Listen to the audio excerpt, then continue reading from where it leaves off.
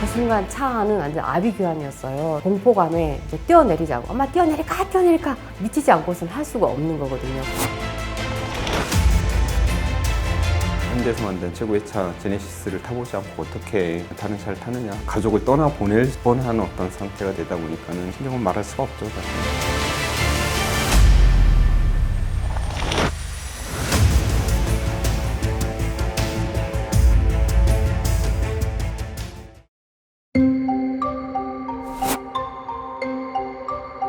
비보좌회전이지만 차를 수시로 확인해야 되거든요. 소통량이 많기 때문에 좌우 살피면서 나가는데 차가 이상한 거예요. 흔들 느낌도 이상했고 일단 브레이크가 들어가지가 않아요. 딱딱하게. 저희 집은 좌회전을 하는 게 맞는데 순간 저희 판단에 이상해서 차를 우회전해서 세워놓고 이제 보험사 연락해서 차를 조치하려고 그때부터도 차가 말을 안 듣고 이상한 굉음을 내면서 속도가 이제 붙기 시작하는 거예요. 이상하다 이상하다 살기 위해서 브레이크도 밟아보고 시동도 꺼보고 조그시트도 돌려봤어요. 아무것도 안 되는 거예요. 점점 속도는 더 가속도가 붙어서 굉음은 더 심해지고 오르막 내리막 상관없이 신호 무시하고 막 달리는 거예요.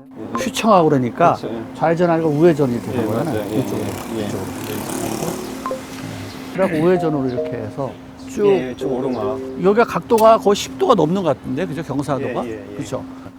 이 정도 저기까지 벌써 거의 한 100m 가까이 되는데, 저기까지. 예, 예. 처음에 여기가 휘청할 때서부터 한 40km 정도. 40에서 50km 40km, 정도 50km 정도 나왔다고 합니다. 나오고, 그럼 여기서 속도를 낼 때는 아니잖아요. 예. 그럼요. 그리고 언덕이고 하다 보면 안 보일 수도 있기 때문에. 네네. 그리고 여기 아파트 있어가지고 네네. 또 차라든가 사람이 튀어나올 수도 있잖아요. 네네. 그 밟을 때도 아닌데 빠른 속도로 갔다는 얘기는 뭐 제어가 안 됐다 뭐 이렇게도 볼 수 있잖아요. 아마 이 지점 근처에서 딸이 뛰어내리자고 했었던 것 아, 같습니다. 여기서 네네. 요 지점에서. 네, 한 그리고 보니까 여기 단속 중도 100m까지가 이런 속도라든가 이런 거에서 단속하는 구간이에요. 네네. 보니까 네네, 그죠? 맞습니다. 네.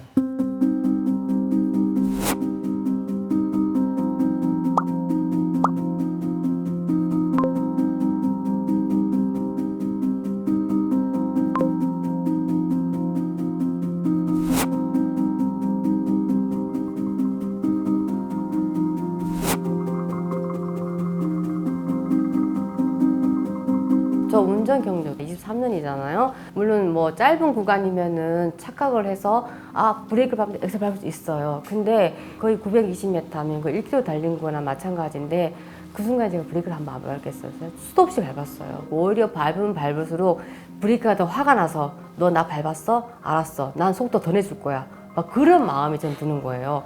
이게 급발진이구나 라고 달렸을 때는 그 공포감 이루 말할 수가 없어요. 그러면 예. 여기 요 사거리에서 있을 때 지나갈 때 저기서 차가 온 거네요. 이렇게. 네네. 차를 비키면서 정말 가까스로 비켜나간 거예요. 제가 너무 놀라서 으악 소리를 지르면서 그 마트 앞에서부터 제가 아마 의식을 잃은 것 같아요. 그래서 이제 계속 올라간 예, 거예요. 예. 또 그러다 보면 여기서부터는 또 언덕이네요. 언덕 오르막 언덕이고 네, 또 지금 오르막 여기서부터 방지턱이 5개가 있거든요. 그러니까. 이 시점부터는 120에서 거의 137km까지 나오는 거거든요. 그러니까 저렇게 둔턱을 이렇게 넘어갈 때마다 엑셀을 똑같이 밟아서 100% 밟을 수 있는 게 아니에요. 이거는 사람으로 할 수 있는 게 아니죠. 예. 장치가 잘못된 거지 운전자가 이 둔턱을 5개를 넘어가면서 엑셀 카드 그대로 100% 밟았다? 이거 있을 수 없죠. 전방에 과속 방지턱이 있습니다.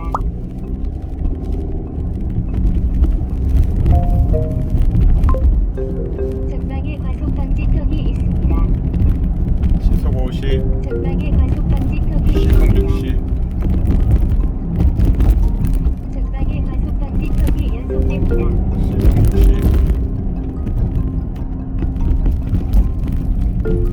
전방에 과속 방지턱이 있습니다.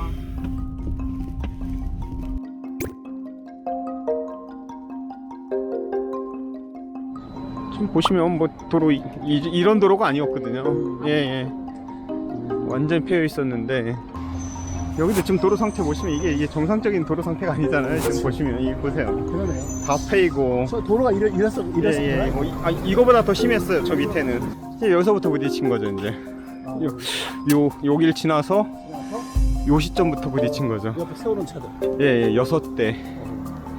여기까지 올라오고 딱 여기 요 지점. 요 지점? 예, 요 지점에서 전복되고. 여기서 전복됐구나. 예, 충돌한 차이에서 담 부딪히고 네. 그다음 이쪽에 예, 펜스는 여기 이제 이쪽에 정차돼 차가 있던 차 있었으니까 예, 밀려서 이것도 펜스도, 부딪히고. 저 내리막길에서 이렇게 오는 거 보면 언덕가리잖아요. 네. 예, 그리고 여기 경사가 거의 한 20도 넘을 것 같아요. 여기가. 그죠? 이 정도를 130, 140 나올 도로는 아니죠. 저희 딸이 이제 25이에요. 앞으로 이제 살아갈 창창한 아이인데 벌써부터 사고에 대한 어떤 그런 트라우마에 지금 시달려야 하고, 저희 딸도 척추를 다쳤다 보니까 이게 이제 나아도 계속 후유증이라는 게 있는 거잖아요. 그러니까 평생 그런 이제 고통을 좀 겪어야 되는 게 너무 가슴 아프고.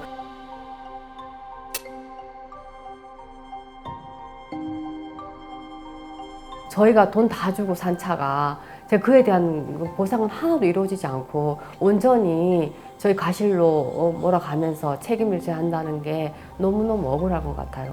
사고 초기에 이 사고가 국토부에서 모니터링이 됐답니다. 경찰 쪽에서도 일반적인 사고가 아닌 것 같아 해서 미디어를 탈거를 하자 분석 자료가 나왔어요. 단지 사고 5초 전 내용만 가지고 어떤 1차 분석서를 저한테 통보를 하더라고요. 가속 페달은 풀로 밟았고 브레이크는 안 밟혀 있다 해서 풀 악셀레이터를 밟고 브레이크 밟은 흔적이 없으니 운전자가 가속 페달을 밟아서 일어난 사고로 추정된다.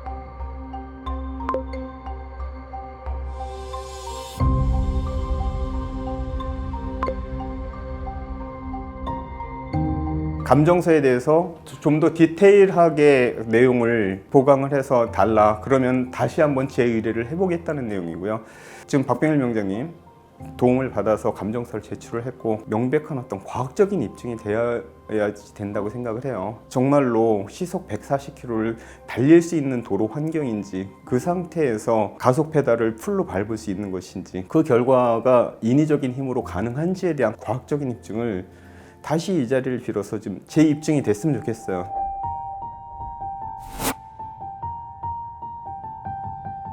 계속 제 현대차를 안 타본 차가 없는 것 같아요.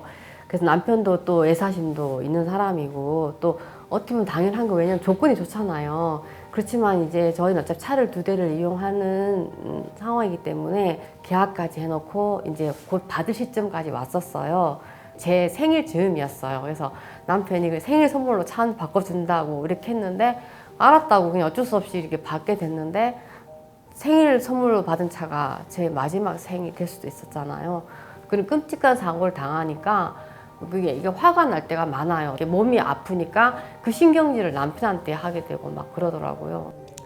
전 당연하다고 생각을 했어요. 사실 아내가 원했던 차보다는 제가 현대에 있으면서 또 현대에서 만든 최고의 차 제네시스를 타보지 않고 어떻게 다른 차를 타느냐 하는 게 그때 생각이었고, 틀리지 않다고 생각을 했고, 그만큼 어떤 애착이 있었던 상태였었고요. 가족을 떠나보낼 뻔한 상태가 되다 보니까는 신경은 말할 수가 없죠, 사실. 이제 겉모습을 보게 되면, 아니 이렇게 안전조리 확보한 차가 이렇게 첫 차가 망가질 수 있을까? 이때의 충격이 얼마나 컸을까?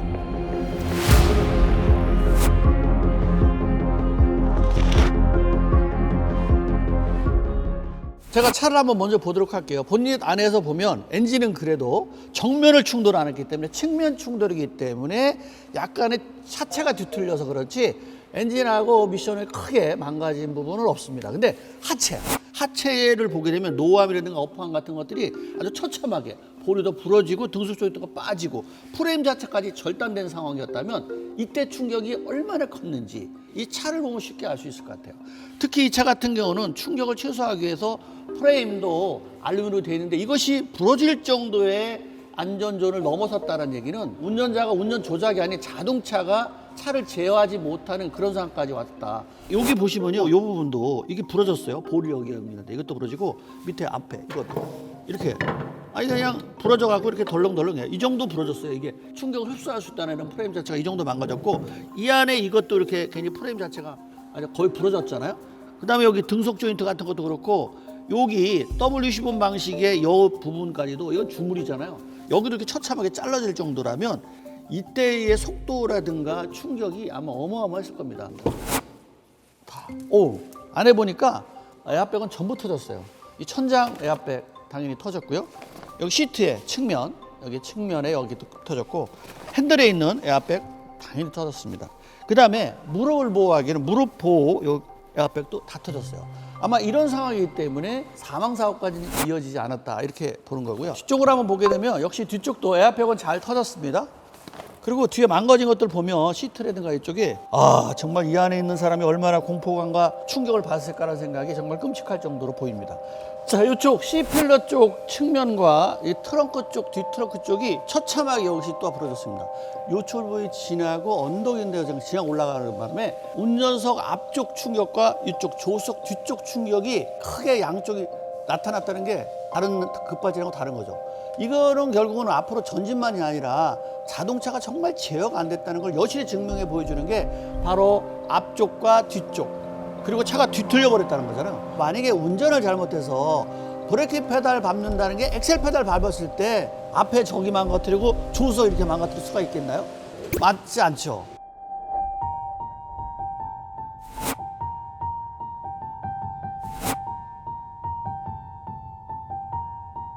제 앞쪽을 내가 들여다봤더니 알루미늄으로 되어 있는 프레임 자체가 아주 그냥 박살이 났어요.